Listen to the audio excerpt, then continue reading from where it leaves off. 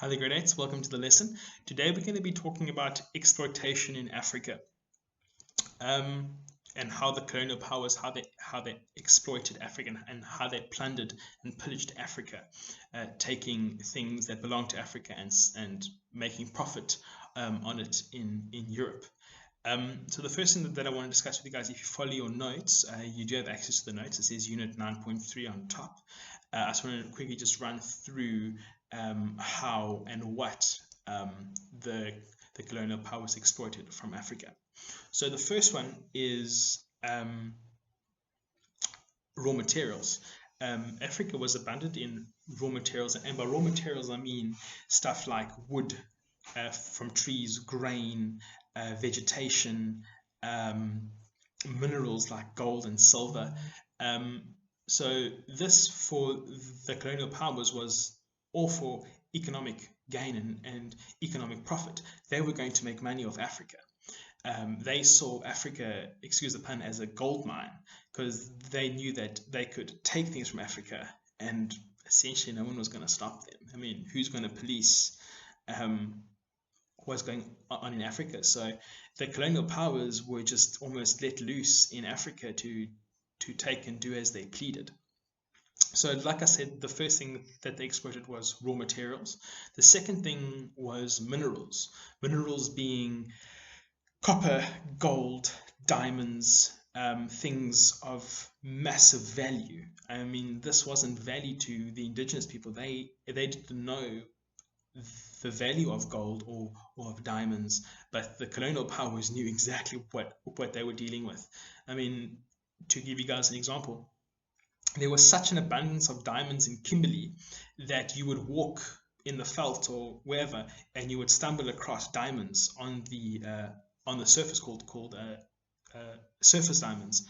And so the Africans had no idea of the value of these items, but like I said, the colonial powers knew full well what they were getting their hands on. So this was absolutely just for pure economic gain and profit for the colonial powers.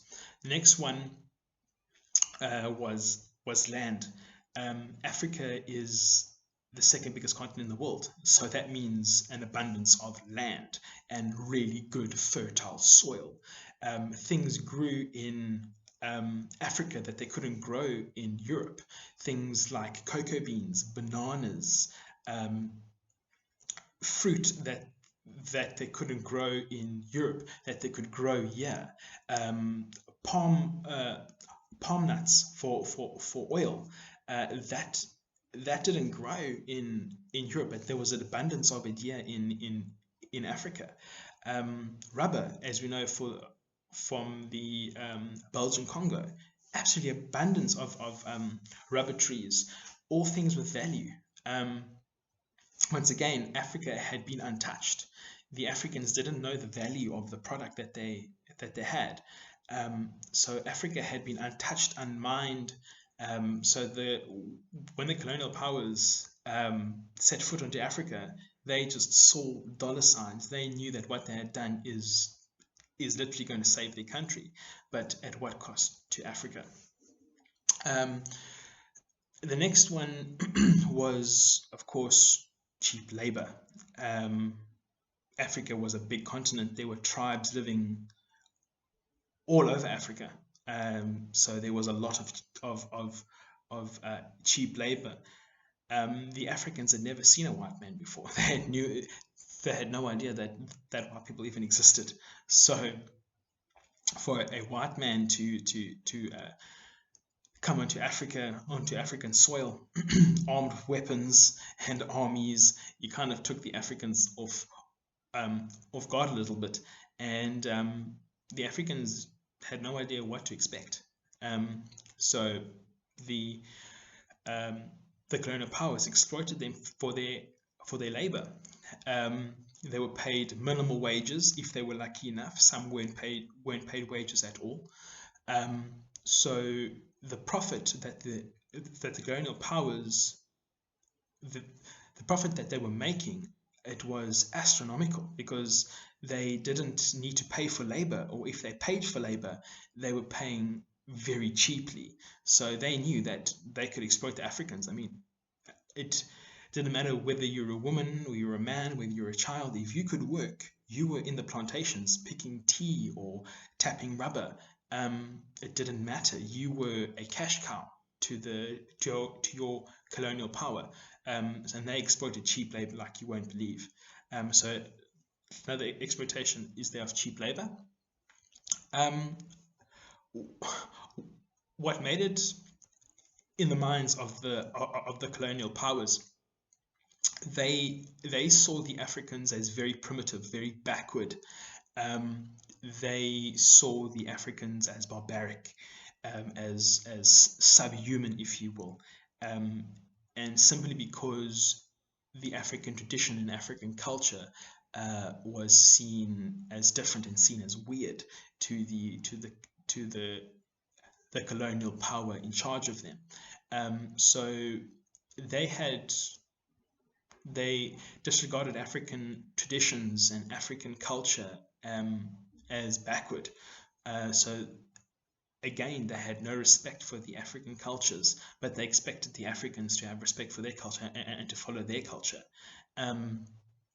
African dialects, like languages, were lost, and the colonial powers westernized the African way of life, taught them about different religions, taught them how to dress, taught them how to follow laws, because of course if you remember back from my first lesson when we spoke about direct and indirect rule and settler rule, you'll remember that the colonial power that was in charge of you enforced their law and their legislation. So the African culture was essentially walked all over. It meant nothing, which was, in my opinion, was quite sad. And yeah, so the Africans were seen as backward and barbaric, and the colonial powers took it upon themselves to save the Africans. The Africans didn't need saving, but they almost, by them I mean the colonial powers, they almost justified their exploitation of Africa to say that they were coming to save the Africans. But meanwhile, they were exploiting Africa left, right, and center. Yeah, so if you want to look through the notes, there's about 4 pages if you want to take a read, and some pictures as well. If you want to highlight some of the work, please go for it. But yeah, that's it. If you guys have got any questions, please message me on the class group, and I'll try to answer your questions as best as I can. If you want to message me, please go ahead and message me. But yeah, good luck. See you guys soon.